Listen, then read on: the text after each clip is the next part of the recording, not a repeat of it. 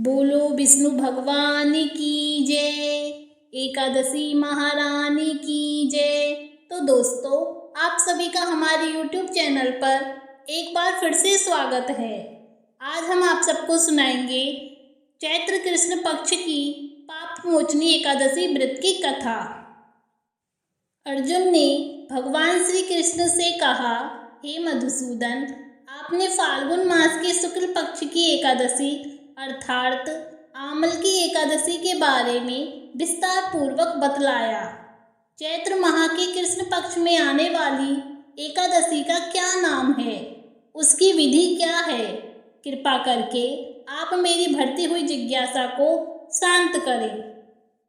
भगवान श्री कृष्ण ने कहा, हे अर्जुन, चैत्र मास के कृष्ण पक्ष की एकादशी को पाप मोचनी एकादशी के नाम से जाना जाता है।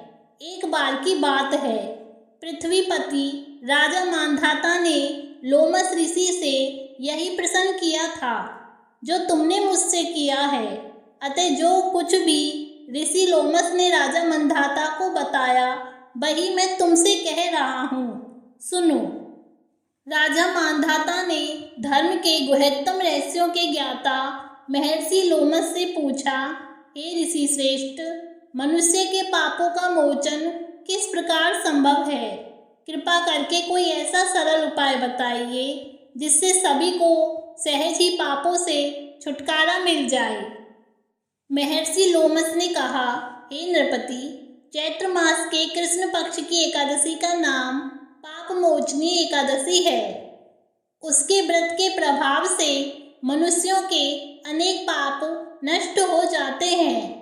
मैं तुम्हें इस व्रत की कथा सुनाता हूँ, ध्यान पूर्वक सुनो। प्राचीन समय में चैत्ररथ नाम का एक वन था। उसमें अप्सराएं किन्नरों के साथ विहार किया करती थी। वहाँ सदैव बसंत का मौसम रहता था, अर्थात उस जगह सदा नाना प्रकार के पुष्प खिले रहते थे। कभी गंधर्व कन्याएं विहार किया करती थी, कभी देवेंद्र अन्य देवताओं के साथ क्रीड़ा करते थे। उसी वन में मेधावी नाम के एक ऋषि भी तपस्या में लीन रहते थे। वे शिव भक्त थे। एक दिन मंजू घोषा नामक एक अप्सरा ने उनको मोहित कर उनकी निकटता का लाभ उठाने की चेष्टा की।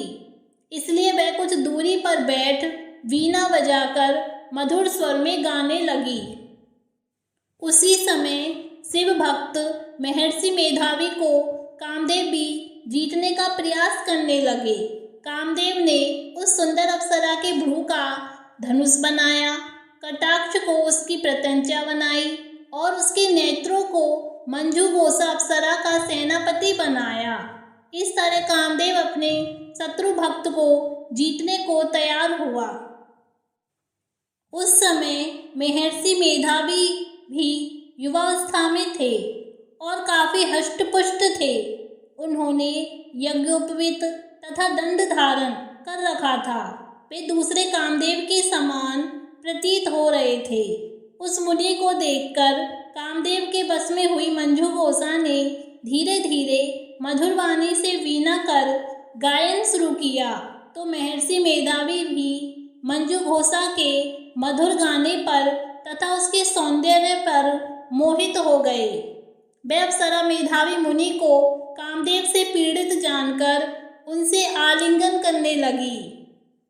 महर्षि मेधावी उसके सौंदर्य पर मोहित होकर शिव रहस्य को भूल गए और काम के वशीभूत होकर उसके साथ रमण करने लगे। काम के वशीभूत होने के कारण मुनि को उस समय दिन रात का कुछ भी ज्ञान नहीं रहा और काफी समय तक वे रमन करते रहे। तदुपरांत मंजू घोषा उस मुनि से बोली, हे ऋषिवर, अब मुझे बहुत समय हो गया है, अतः स्वर्ग जाने की आज्ञा दीजिए। अप्सरा की बात सुनकर ऋषि ने कहा, हे मोहिनी, संध्या को तो आई हो, प्रातःकाल होने पर चली जाना। ऋषि के ऐसे वचनों को सुनकर अप्सरा उनके साथ रमन करने लगी। इसी प्रकार दोनों ने साथ साथ बहुत समय बिताया। मंजुघोषा ने एक दिन ऋषि से कहा, हे विप्र, अब आप मुझे स्वर्ग जाने की आज्ञा दीजिए। मुनिवर ने इस बार भी वही कहा, हे रूपसी, अभी ज्यादा समय व्यतीत नहीं हुआ है, कुछ समय और ठहरो। मुनि की बात सुन अप्सरा ने कहा, हे ऋषिवर, आपकी रात तो बहुत लंबी है। आप स्वयं ही सोचिए कि मुझे आपके पास आए कितना समय हो गया। अब और ज्यादा समय तक ठहरना क्या उचित है? अप्सरा की बात सुन मुनि को समय का बोध हुआ और वह गंभीरता पूर्वक विचार करने लगे। जब उन्हें समय का ज्ञान हुआ तो उन्हें रमन करते 57 वर्ष व्यतीत हो चुके हैं, तो उस समय अप्सरा को वह काल का रूप समझने लगे। इतना ज्यादा समय भोग विलास में व्यर्थ चला जाने पर उन्हें बड़ा क्रोध आया। अब वह भयंकर क्रोध में जलते हुए उस तपनाश करने वाली अप्सरा की तरफ भ्रुकुटी तानकर देखने लगे। क्रोध से उनके अधर कांपने लगे और इंद्रियां बेकाबू होने लगी। क्रोध से थरथराते स्वर में मुनि ने उस अप्सरा से कहा, मेरे तप को नष्ट करने वाली दुष्टा, तू महापापिन और बहुत ही दुराचारिणी है। तुझ पर धिक्कार है। अब तू मेरे श्राप से पिशाचिनी बन जा। मुनि के क्रोध युक्त श्राप से वह अप्सरा पिशाचिनी बन गई। यह देख वह व्यथित होकर बोली, हे ऋषिवर, अब मुझ पर क्रोध त्याग कर प्रसन्न होइए और कृपा करके बताइए कि इस श्राप का निवारण किस प्रकार होगा। विद्वानों ने कहा है, साधुओं की संगत अच्छा फल देने वाली होती है और आपके साथ तो मेरे बहुत वर्ष व्यतीत हुए हैं।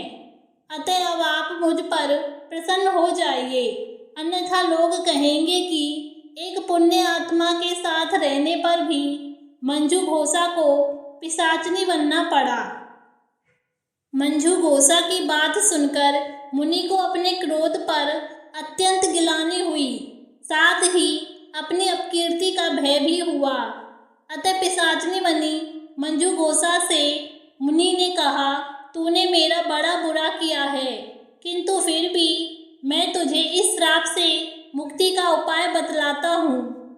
चैत्र मास के कृष्ण पक्ष की जो एकादशी है उसका नाम पाप मोचनी है। उस एकादशी का उपवास करने से तेरी पिशाचिनी की देह से मुक्ति हो जाएगी।